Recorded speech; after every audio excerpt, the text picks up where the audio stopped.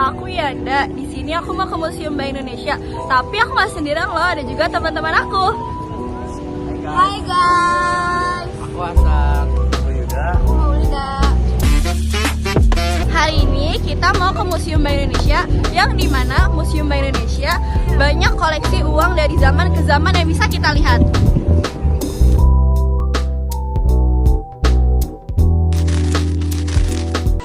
Sekarang aku mau ngejelasin nih metamorfosa logo Bank Indonesia.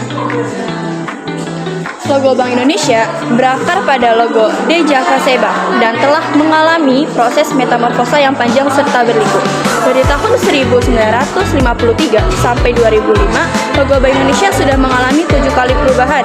Di awal berdirinya, logo Bank Indonesia mengadaptasi logo De Java Seba dengan merubah huruf J menjadi huruf I tanpa mengubah unsur lainnya. Nah, di sini ada logo-logo dari 1870-an sampai 2000 yang sekarang ini menjadi logonya.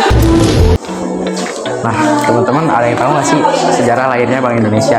Nah, pada tahun 1828, De Java Bank berdiri atas perintah Raja William I sebagai solusi permasalahan ekonomi di Hindia dan Belanda. Lalu, pada tahun 1942, pemerintah pendudukan Jepang melikuidasi DJB, lalu mendirikan ANPO Keihatsu Ginko sebagai bank sirkulasi.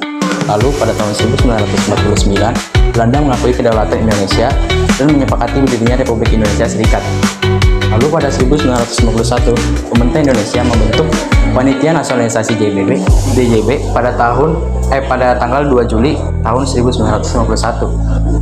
Nah, lahirnya Bank Indonesia itu ada di tanggal 1 Juli tahun 1953. Bank Indonesia ditetapkan sebagai Bank Sentral Republik Indonesia dengan Syarifuddin Prawira Negara sebagai gubernur pertama.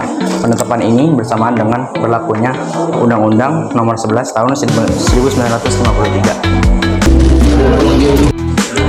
Mengatasi pemberontakan mencetak uang.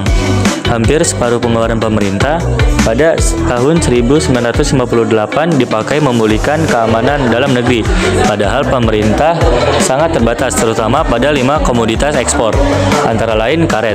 Pemerintah tak punya pilihan selain mengambil uang muka dari Indonesia yang menyiasatkan dengan mencetak uang.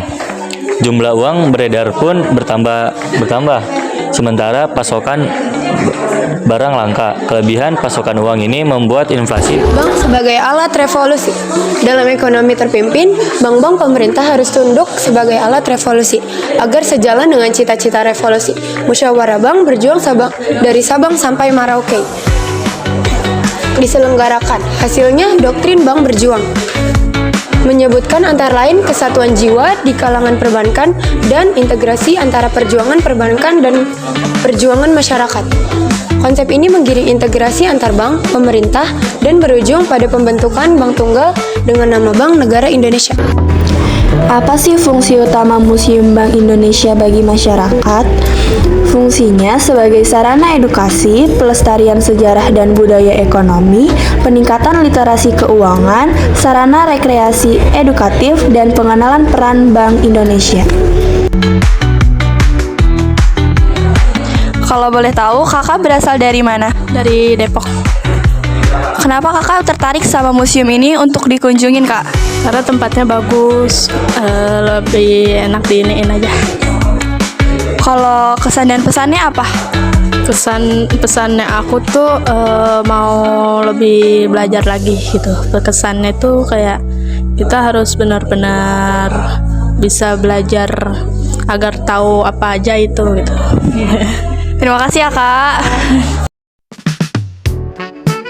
1. Dari mana saja pengunjung yang biasanya datang ke museum-museum Bank Indonesia? Asalnya dari mana-mana ya, kebanyakan sih memang Jabodetabek, tapi tidak menutup kemungkinan juga dari sekitarnya, misalnya dari Jawa Barat atau dari Banten, itu yang paling besar. 2.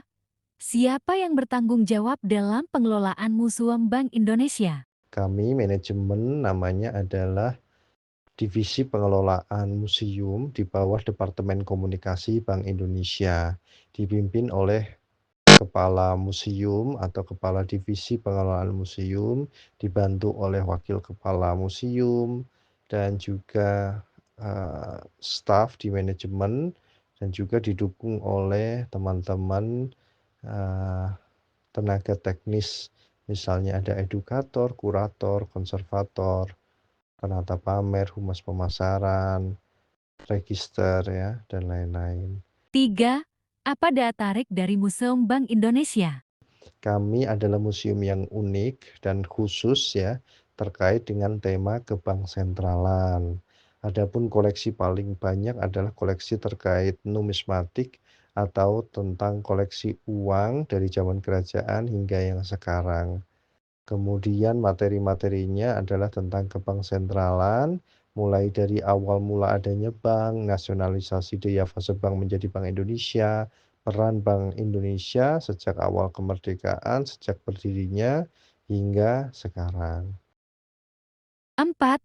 Kesan dan pesan tentang Museum Bank Indonesia. Museum Bank Indonesia ingin terus bertumbuh menjadi museum yang aktif, kolaboratif, bersinergi dengan masyarakat, dan memiliki dampak bagi masyarakat maupun lingkungan. Kalian tahu nggak sih bagaimana Museum Bank Indonesia menyajikan informasi sejarah perkembangan ekonomi dan juga perbankan Indonesia kepada pengunjung?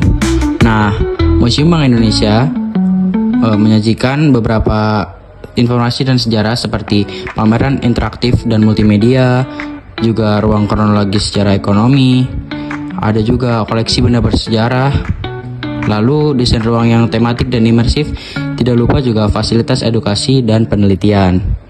Nah, setelah kita ke museum tadi, kita semua nih, kita mendapatkan banyak informasi dan sejarah tentang Bank Indonesia, guys. Kekerasan ini udah di penghujung video. Gimana guys, seru nggak? Seru banget! Terima kasih yang udah nonton kita dari awal sampai akhir. Sampai jumpa di vlog lain.